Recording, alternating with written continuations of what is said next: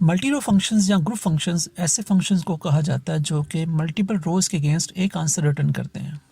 तो मल्टी रो फंक्शंस हमेशा आपसे एक group of rows as a input लेंगे और एक आपको आंसर रिटर्न करेंगे।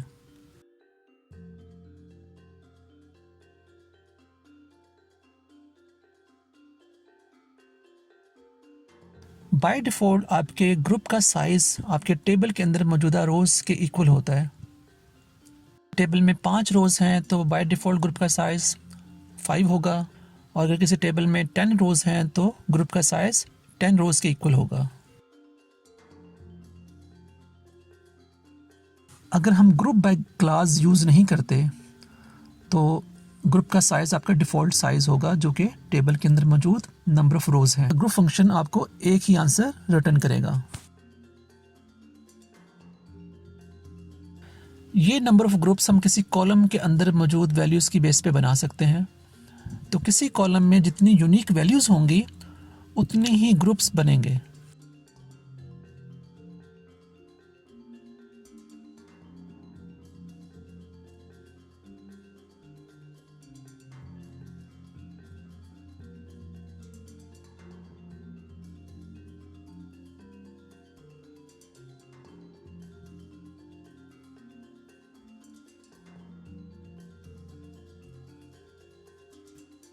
फॉर एग्जांपल जॉब के कॉलम में 5 यूनिक वैल्यूज़ हैं, तो अगर हम जॉब की बेस पे ग्रुप बनाते हैं तो ये 5 ग्रुप्स बनेंगे।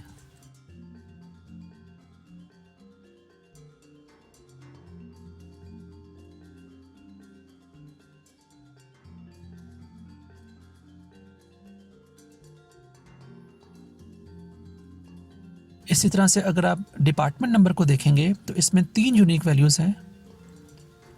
तो अगर हम डिपार्टमेंट नंबर की बेस पे ग्रुप्स बनाते हैं तो हमारे पास 3 ग्रुप्स बनेंगे।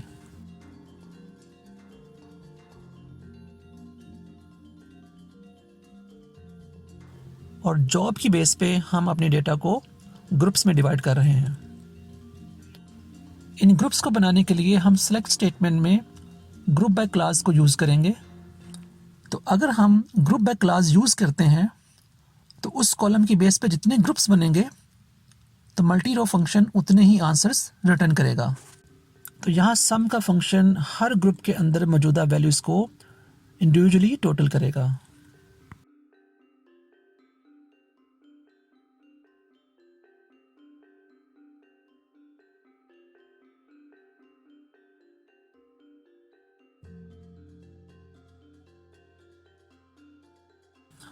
यहाँ हम सम का फंक्शन यूज़ करेंगे। सम का फंक्शन किसी भी न्यूमेरिकल डेटा टाइप पे अप्लाई किया जा सकता है और यह फंक्शन उस कॉलम में मौजूद जितनी भी वैल्यूज़ हैं उनका टोटल करेगा। और सम का फंक्शन उस कॉलम में मौजूद नल वैल्यूज़ को इग्नोर कर देगा।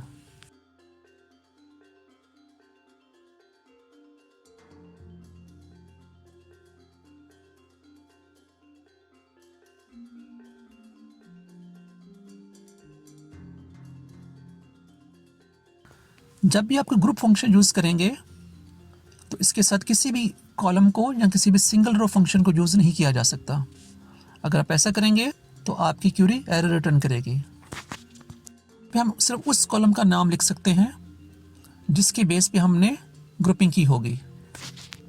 जैसा कि हम जॉब की बेस पे ग्रुपिंग कर रहे हैं तो हम जॉब को सेलेक्ट क्लास में लिख सकते हैं।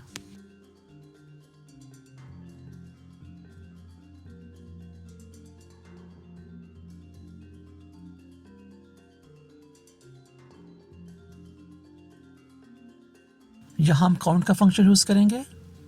काउंट का फंक्शन उस कॉलम में मौजूद नंबर ऑफ वैल्यूज़ को काउंट करेगा।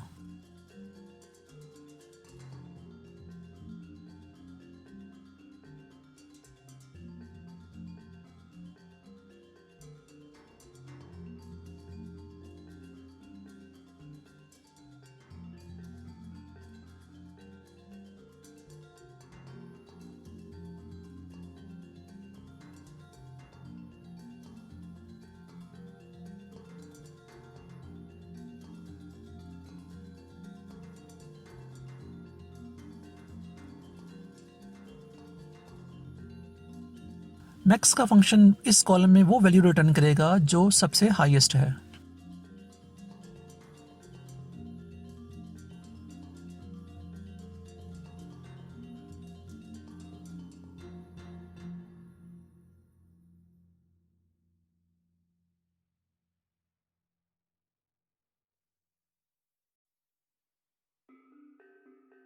यहाँ मिन का फंक्शन यूज़ करेंगे। मिन का फंक्शन आपको इस कॉलम में मौजूद सबसे लोएस्ट वैल्यू रिटर्न करेगा।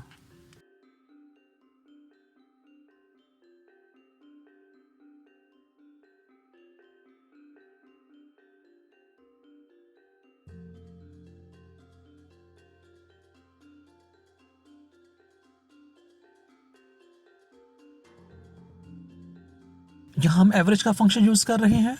एवरेज का फंक्शन इस कॉलम के अंदर मौजूदा वैल्यूज़ की एवरेज कैलकुलेट कर सकता है।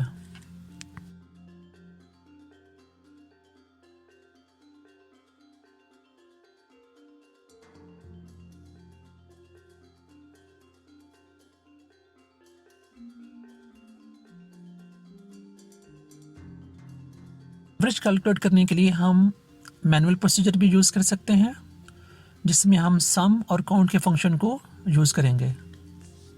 कि यहाँ आपको ये ख्याल रखना होगा कि ये फंक्शन आपकी नल वैल्यूज़ को इग्नोर कर देते हैं।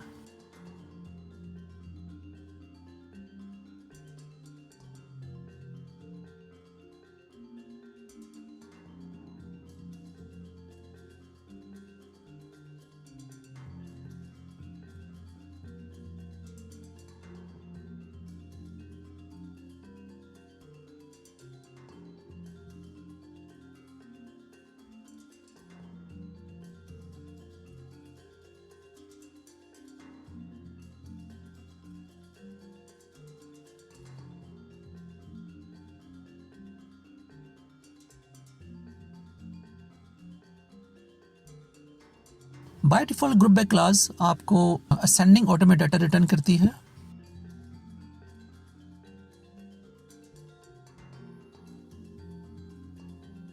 लेकिन अगर आप इसको डिसेंडिंग ऑर्डर में करना चाहते हैं तो आप इसके लिए ऑर्डर बाय क्लास यूज़ कर सकते हैं।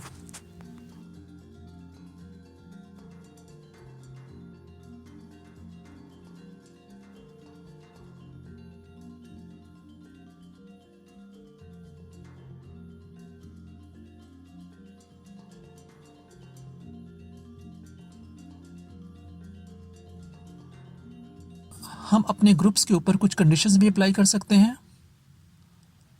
अगर हमें कुछ रिस्ट्रिक्टेड ग्रुप्स चाहिए तो इसके लिए हम हैविंग क्लास यूज़ करेंगे। ग्रुप्स को हम वेयर क्लास से रिस्ट्रिक्ट नहीं कर सकते, इसके लिए हम हैविंग क्लास यूज़ करेंगे।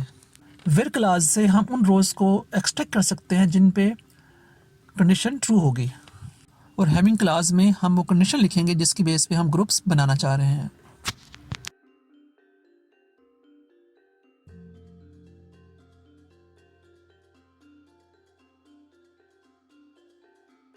ग्रुप बाय क्लास के थ्रू हम नेस्टेड ग्रुपिंग भी कर सकते हैं। तो यहाँ पे हम पहले अपने डेटा को जॉब वाइज डिवाइड कर रहे हैं और उसके बाद हर जॉब को हम फर्दर डिपार्टमेंट्स में डिवाइड कर रहे हैं।